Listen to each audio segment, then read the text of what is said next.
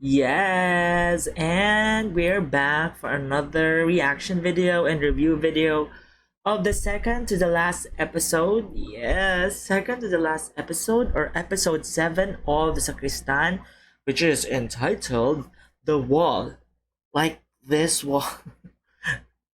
Wall po. Tingnan natin kung ano nga to. Ano nga tong wall na ito? Ravan. Tagal na kitang gusto. Tagal na kitang mahal. Tagal na. Agad-agad. First. Hindi bilang kapatid, hindi bilang kaibigan. Oh my God. Mahal talaga kita. Gusto kita kasama. Lagi. Pinapatawad na kita. Kahit ngayon pa lang ako magsusorry. Hindi na kailangan. Yung mga bagay na hindi na kailangan marinig para may masabi.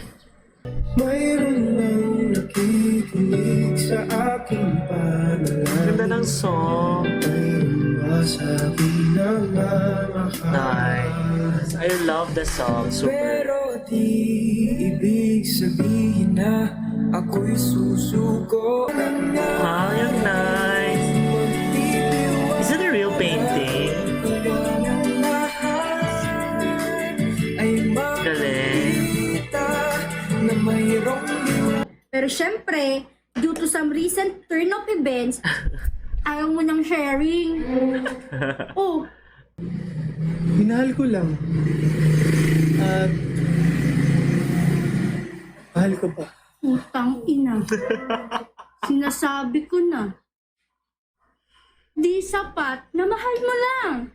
Di sapat na makinis. Di sapat na matangkad. Di sapat na Dax. Dax ba? Pen! Na pag-uusapan lang? At hindi na dapat pag-usapan ulit. Okay. Dax ba? Bakit ba? Tangin ang arte mo. Kaibigan mo ako, di mo man lang masasabi. Oo na.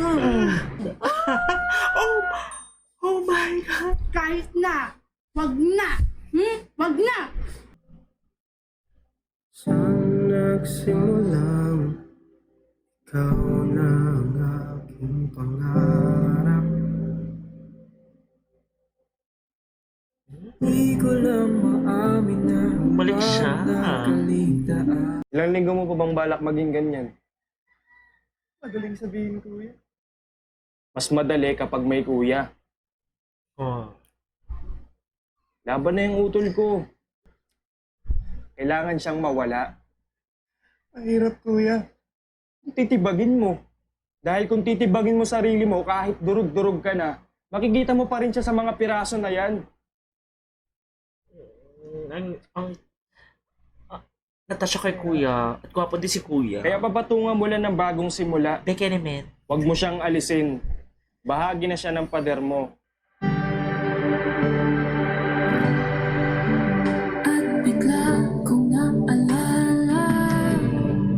Another song. Salita ano ba? Ang nooy puno ng gulay at kabuluhan. Patapos na talaga kasi. Limat para isipan. Ano ba? Sino ba? Ano ba? Bakit ito nangyayari sa atin? Ang nooy puno ng gulay at kabuluhan. Limat para isipan. Sinong Finale na. Ganda na. Amen. Talagang last. So, ayun na nga. We have watched the episode 7, the second to the last episode before the finale of Sakristan, which is the title of The Wall. So, eto na. We're nearing towards the series finale, and for my next review on episode 8 and the series finale, it's the combination of a whole series roundup. So, well, episode 7. Episode 7 is near the conclusion. Basically because it's the second to the last episode. And picking up from a picking up from heartbreaking episode 6. Episode 7 brings us many realizations too. If you have noticed, Sakristan is really different from other BL series. With the brand of Vincentiments, alam natin yun eh. Again, babalik at babalik ako, it would hit and miss different audiences. It would hit and miss different kinds of spectrum inside the BL.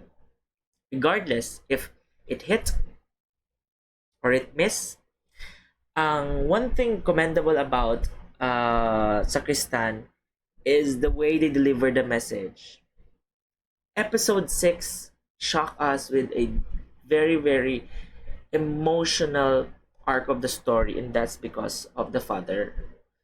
The acceptance of course, both from the father to Christian and the Christian, of course, to his father. Aside from that, episode 7, the second to the last episode is somehow a toned down episode.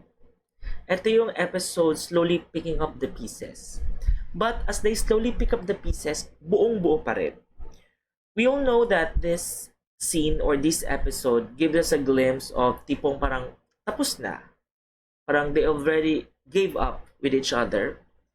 Christian gave up his love for Zach, although meron pang natira. So parang he has made a decision as well. And of course, Zach on the other hand, he's hurting. He's in pain. But what is the nice thing about episode 7 is it taught us forgiveness. Forgiveness in so many so many wrappers. First is forgiveness to Wolf. Kahit hindi hiningi ni Wolf, di ba sabi kanina sa first episode, kahit hindi pa niya hiningi yung sorry, pinatawad na siya ni Christian. And that's a good lesson to begin with. Sometimes you need to give forgiveness, not because that person deserves one, but this is because you deserve one. You deserve a peace of mind. You deserve a peaceful and calm heart. Kaya minsan kailangan nating magpatawad. Mas maganda yung pagpapatawad kahit hindi hiningi. Yun yung pagpatawad ng kusang binigay. Forgiveness to Zach. Alam naman ni Christian na nasaktan siya. But deep inside, he forgave Zach. You know, sometimes, forgiving kasi it takes a lot of courage. Forgiving kasi is something that should be from your heart. Ito yung tipong hindi ini-impose. Forgiveness should come out naturally.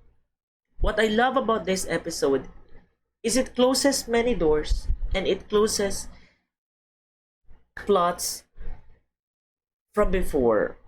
So parang ito yung transition into a new birth of the story. But sadly, it's the finale as well. So, grabe, parang when looking back, it has been a very wonderful journey. It may not be hard-hitting every episode, pero the artistry, the message is really, really, really good. Creative, timely, and very, very vivid sentiments. Straightforward. Walang keme-keme. Ito na yon.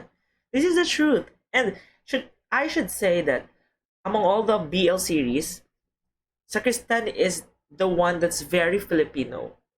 Not because others have international, but this one is very, very Filipino in terms of language, in terms of mga idiomatic expressions, in terms of metaphors. It's very, very Filipino. I'm so glad that finally there is this kind of series na eye-opener sa atin. Sakristan has been into a very wonderful journey towards rediscovering not only what the boys' love has to offer, but of course what a Filipino producer and Filipino talent can offer. Regardless if they miss or hit something, it all boils down to the artistry of Filipino people as a whole. And for that, we should be proud. Dahil, we are at par. Pwede natin pagmalaki sa ibang bansa, and it's world class. So, Sakristan, congratulations. I know it's the second to the last episode. As they say, lahat tayo may pagkukulang.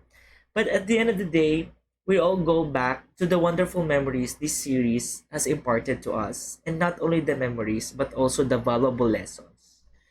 So, for the episode 7 of Sakristan, I'm rating it 4 out of 5 stars. Until my next vlog, this is Michael Carbon. Don't forget to follow me on my social media pages. Bye!